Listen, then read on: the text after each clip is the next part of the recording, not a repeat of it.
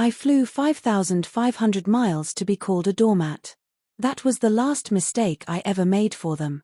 My name is Elena Harper. 31. Senior graphic designer. London postcode. Tiny rented studio that smells faintly of damp and instant noodles. When my mother's 2 a.m. video call lit up my screened tears, trembling voice, "We miss you so much, Elena, the holidays won't be the same without you," I caved. Again. 24 hours later I was standing on their Phoenix doorstep, skin grey from recycled plein air, shoulders knotted, carrying 2 overstuffed suitcases of gifts I'd charged on a card still recovering from the last emergency. The door opened. No embrace. No "how was the flight?" Just my mother's clipped announcement. "You'll watch the twins while we're gone. We finally booked the cabin in Flagstaff. Your brother's family needs the break." Caleb, my 36-year-old brother, leaned in the doorway wearing mirrored sunglasses indoors, ski jacket already zipped, grinning like he'd won the lottery. "Don't let the little monsters draw on your laptop again, Lena. You look like you could use the nap anyway." Laughter erupted. Everyone. My parents. Caleb's wife. Even the 6-year-olds thought it was hilarious. I stood there jet-lagged, dehydrated, still holding their Christmas presents, while they treated my arrival like a catering service had just rung the bell. Something inside me didn't break. It simply switched off. I smiled, small, calm, terrifyingly polite, and said 8 words that sucked every molecule of oxygen from the foyer. "I cancelled the cabin 3 days ago. And I'm done funding this family." Silence hit like a brick.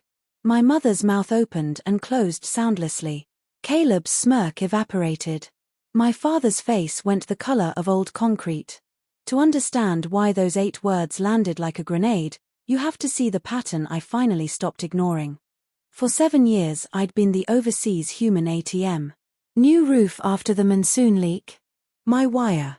Caleb's failed food truck venture. My consolidation loan. Mom's girls' weekend in Sedona that mysteriously cost $1,800. My Venmo. Dad's essential golf club membership renewal. My debit card. Every "thank you, sweetie, we'll pay you back soon" came with a photo of them at a steakhouse 48 hours later. Every "just this once" turned into "next month, next quarter, next year." I lived on supermarket own brand pasta and second-hand coats so their lifestyle could stay Instagram-worthy. Worse, 3 years earlier they'd added me as co-signer to the mortgage just to improve the rate. I never saw the paperwork. I just kept receiving the shortfall alerts, and kept paying them. So when Mom begged me to come home, I didn't just book the ticket. I booked an appointment with a cross-border financial attorney. I downloaded 4 years of statements. I created a ledger so clean and merciless it could have been used in court. Back in the living room, suitcases still by the door, I opened my tablet. A simple spreadsheet filled the screened dates, amounts, descriptions, screenshots of their own begging texts beside luxury dinner receipts. Total at the bottom in red, $74,300. "This isn't a gift," I said quietly. "It was never a gift. And starting today, it stops." I slid a single-page acknowledgement across the coffee table. No lawsuit. No interest. Just their signatures confirming the money was a loan, not charity. Minimum monthly payments. Whatever they could manage. A record, in case they ever decided to play their abandoned child card online again. Then I turned the screen to their pride and joy, the Flagstaff cabin confirmation. Status: fully refunded to original cardholder. My card. My account. My legal right to cancel. My father exploded first. "You think you can just steal our vacation?" "I didn't steal anything," I answered. "I returned what was purchased with stolen money, mine." The mortgage email came next. Subject line: notice of co-borrower status review. I'd already notified the lender I would no longer subsidize payments. They wanted updated financials.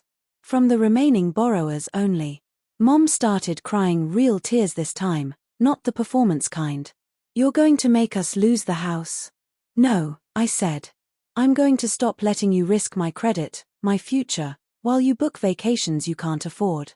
I cancelled the last 6 autopays while they watched streaming bundles, utilities top-ups, car insurance supplement. Each confirmation chime felt like a stitch being pulled from an infected wound. When I picked up my suitcases again, Dad blocked the hallway. "If you walk out that door after this stunt, don't ever come back." I met his eyes without blinking.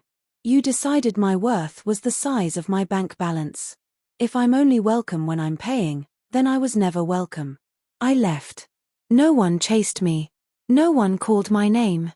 2 weeks later, I closed on a modest one-bedroom condo 20 minutes from their neighborhood, my name only, my salary only, my boundaries only. I spent Christmas there alone. Fake tree. Takeout Thai. Absolute silence. And for the first time in a decade, no dread in my stomach. A month after that, Mom showed up at my door. No makeup. No designer purse. Just a plain envelope with $800 inside. "From selling the dining set," she whispered. "And I got a part-time job at the library." She didn't beg. She didn't guilt. She just stood there, small and sorry, and said. I didn't realize how much I was taking until it was gone. I didn't hug her back right away. But I let her sit on my second-hand sofa. We drank terrible instant coffee. We talked about nothing and everything except money. Dad still posts cryptic things about family betrayal. I don't respond. I don't have to. The receipts exist. The truth exists.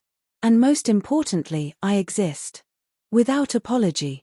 Without a supporting role in someone else's story. So if the people who share your DNA treat your wallet like an all-you-can-eat buffet, ask yourself one question. How long are you willing to starve so they can stay full? I chose today. And I've never breathed easier.